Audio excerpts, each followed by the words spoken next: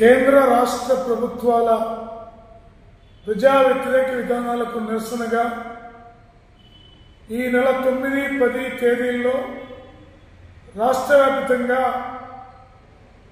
MRO కార్యాలయాల వద్ద నిరసన ఆందోళన కార్యక్రమాలని సిపిఐ రాష్ట్ర వ్యాప్తంగా దేశవ్యాప్తంగా నిర్వహించబోతా ఉన్నాం. ముఖ్యంగా నరేంద్ర మోడీ అనుసరిస్తున్నటువంటి పెట్టుబడిదారీ అనుకూల విధానాలు ఈ దేశ ఆర్థిక పారిశ్రామిక రంగాల్ని అంబానీలకి అదానీలకి దోచిపెట్టే వైఖరికి నిరసనగా రోజు రోజుకి పెరుగుతున్నటువంటి నిత్య జీవితావసర వస్తువులను ధరలను నియంత్రించాలని డిమాండ్తో పాటు మన రాష్ట్రంలో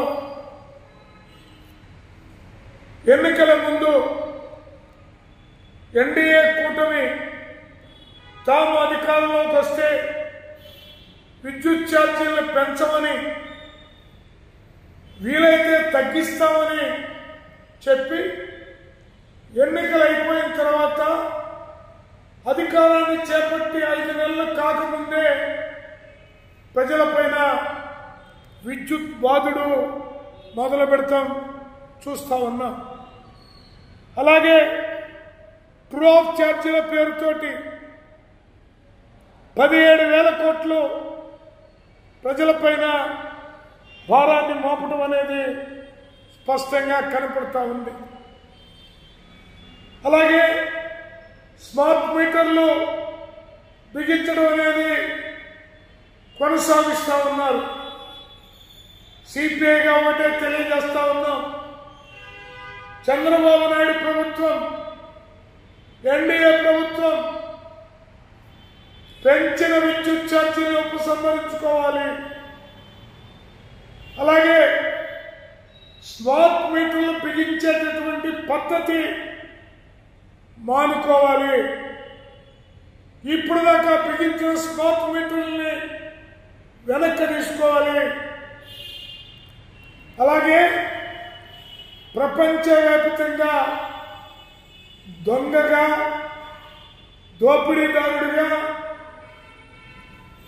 గుర్తించినటువంటి అదానీని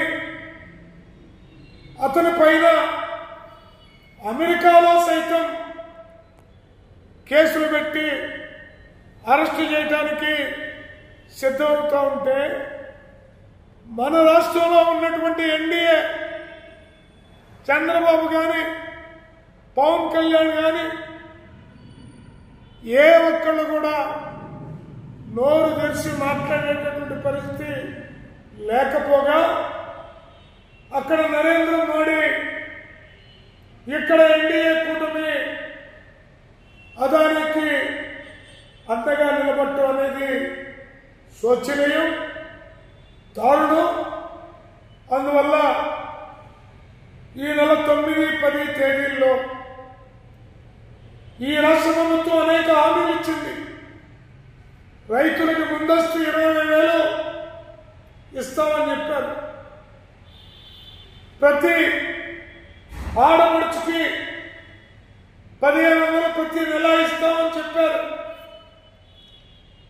ఇంకా అనేక వాగ్దానాలు చేశారు.